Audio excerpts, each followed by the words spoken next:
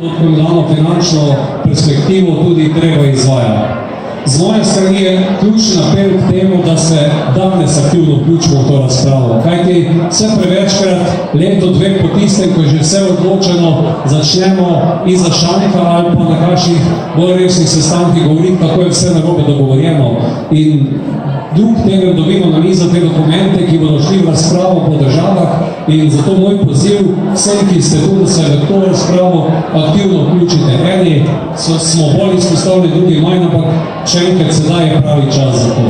Katero smer gredo smernice tega evropskega kmetijstva za prihodnje obdobje?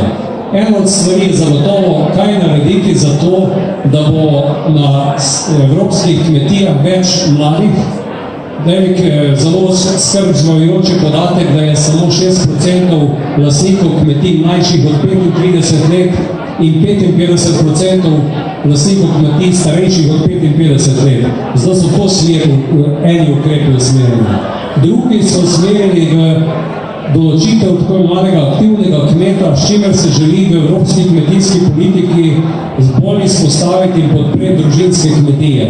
Tudi pri nas imamo to dilemo, večkrat smo že o tem govorili in zagotovo bo pred nami ta odločitev, da bomo v državi določili, koga bomo bolj podprli, s kakšnim ukrepom in kaj želimo s kmetijstvom v naslednjem desetletju. Tretja stvar, ki pa je tudi zelo pomembna, je pa to, kar je bil izziv voditeljice. V Evropi se vedno bolj ljudje zavedamo, da je hrana dobrina, okoli katere želimo še kaj več vedeti kot to, da je na neki polici v trgovini. Želimo vedeti, kdo je proizvedel, na kakšen način je proizvedel in če je le možno, da je tudi kupimo od tistega, ki je proizvedel.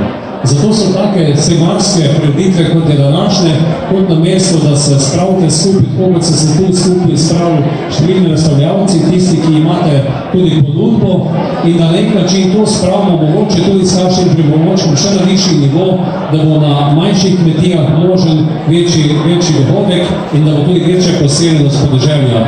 Tu imate odličnih primerov, tujske dobrote so na nek način venček tega, kaj slovenske kmetije pridelujejo, in na takšnih kmetijah in na podobnih prireditvah želim, da se v prihodnje tudi zelo veliko pogovarjamo o tem, kako pripričati to ponudbo potrošnikov, kako ohraniti podeželje poseljeno.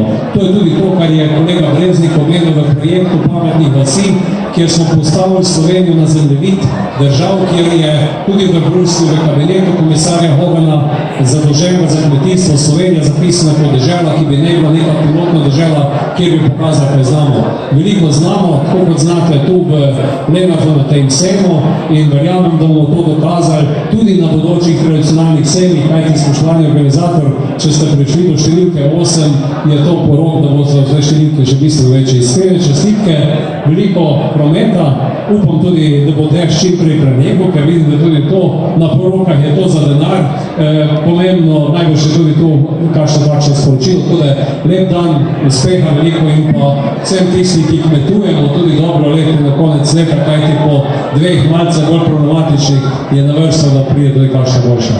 Srečno in s temi besedami tudi, ker mi je propadla ta čas, se jim otvarjam in vam želim uspešen dan, uspešen vikend, tudi verjeno. Čestitke.